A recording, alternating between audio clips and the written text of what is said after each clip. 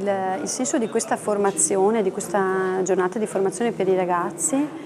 come dire, ha a che fare con il porsi in modo attivo e partecipato all'interno di un ruolo che è quello del rappresentante di classe, che non è una semplice formalità, ma è un'occasione per questi ragazzi di assumersi da protagonisti la responsabilità di questo ruolo, che vada oltre redigere un verbale di assemblea o fare una richiesta ad un insegnante, ma allena questi ragazzi ad esercitarsi nel ruolo di essere dei mediatori tra le esigenze e i bisogni dei loro compagni, quindi degli studenti da un lato e della popolazione dei docenti dall'altro, che come dire, riveste anche delle aspettative importanti di crescita e di maturazione in questi ragazzi, aspettative che sono gli studenti per primi a sentire su di sé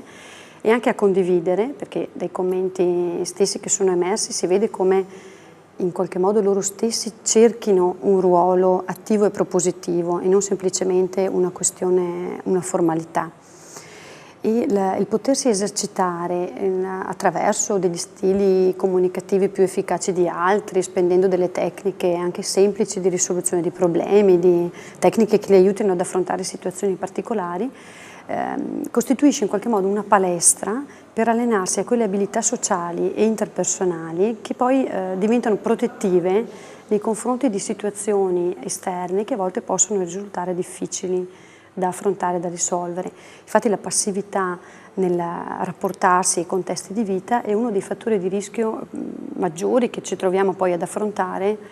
nelle varie problematiche giovanili, dalla tossicodipendenza, dal bullismo, da altre situazioni, dove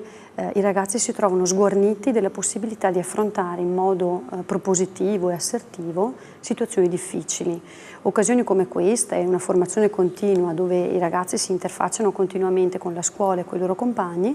rappresentano proprio uno stimolo perché comincino ad attivarsi in maniera autonoma,